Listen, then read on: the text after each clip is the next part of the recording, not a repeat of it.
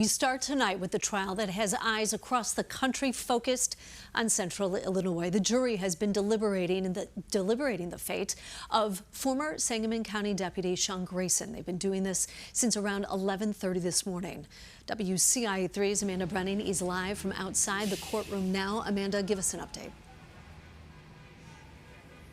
Well, Jennifer, you can hear a lot of honking around me. You can see these protesters over my shoulder. We'll get to those details in just a minute. I want to start with what's happening inside of the Peoria County courthouse. Right now, the defense, the prosecution, and the judges are trying to clarify jury instructions. They didn't say which ones specifically, but the state is arguing to withdraw and replace with new ones. The defense initially argued that the instructions should not change because they have already been read to the jury. Now, getting to those closing arguments that happened this morning for about 3 hours, Sangamon County State's Attorney John Millhiser addressed the jury, saying Sonya's death was senseless. It was avoidable. This is murder. The defendant starts it and finishes it. This is first-degree murder, not second-degree murder. Now, to the defense's closing, Attorney Dan Fultz addressed the jurors, saying, quote, "You told us you would not find Mr. Grayson guilty if the state did not meet proof of the charges beyond a reasonable doubt." He added, "It remains your choice and your choice alone. You don't owe anyone an explanation of your verdict, and you certainly don't owe the state an explanation."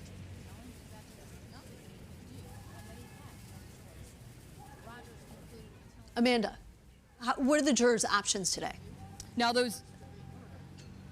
Right, so Jennifer, here's how all of this works. For the jury, with the option of second-degree murder now included through the defense, they can find Grayson guilty or not guilty of first-degree murder. But if a mitigating factor is proven by the defense, it could become second-degree. The penalties for each are much different. The first-degree murder charge with a firearm enhancement could carry life in prison, while a second-degree murder is a 4 to 20-year sentence here in the state of Illinois.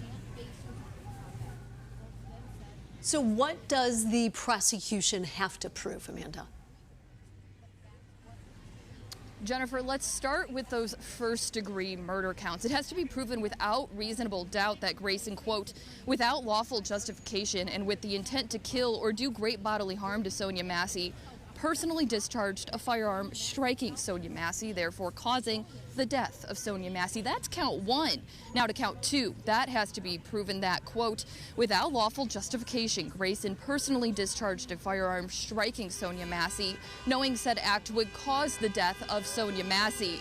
To count 3, the prosecution must prove that without lawful justification, Grayson personally discharged a firearm striking Sonya Massey, knowing said act created a strong probability of death or great bodily harm to Sonya Massey, thereby causing death of her. Now, I want to get to those mitigating factors to convict Grayson of second-degree murder.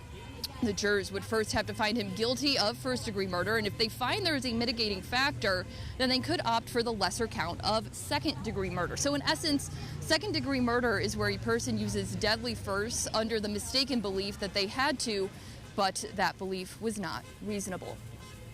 All right, so Amanda, from inside, you're giving us a look inside to outside of the courtroom.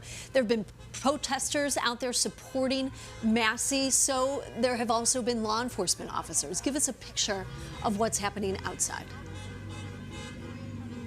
Of course, well, you can kind of hear it around me right now. This has been happening all day since we got out here.